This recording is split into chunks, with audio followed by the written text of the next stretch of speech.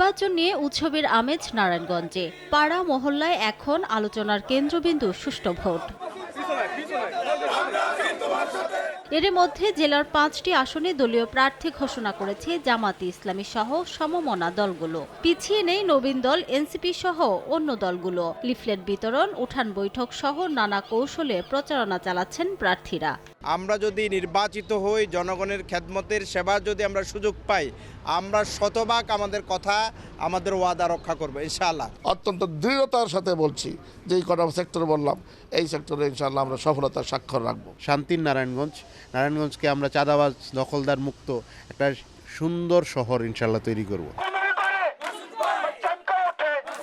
তবে 4টি আসনে প্রাথমিক প্রার্থী ঘোষণা করেছে বিএনপি। প্রতিদিনই ভোটারদের দাঁড়ে দাঁড়ে গিয়ে তারা দিচ্ছেন নানা প্রতিশ্রুতি। জাতীয়তাবাদী দলের একটা গণজাগরণ ঘটেছে। আমরা আশা করি নারায়ণগঞ্জে 5 আসন সর্বোচ্চ ভোটে জয়যুক্ত হয়ে ভারপ্রাপ্ত চেয়ারম্যান জনাব তারেক রহমানকে উপহার হিসেবে দেব।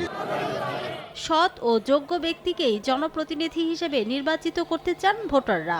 চিন্তা চেতনায় থাকবে, আমরা জনগণের উন্নয়ন করব এবং সাধারণ মানুষ ভালো থাকবে সেই আশা করব। ওই ধরনের প্রার্থীকে আমরা খুঁজে বের করব এবং তাকেই আমরা ভোট দেব। যিনি কোনো মিথ্যা আশ্বাস দিবেন না ইলেকশনের আগে, যিনি আশ্বাস দিবেন তা ইলেকশনের পরে পূরণ করবে।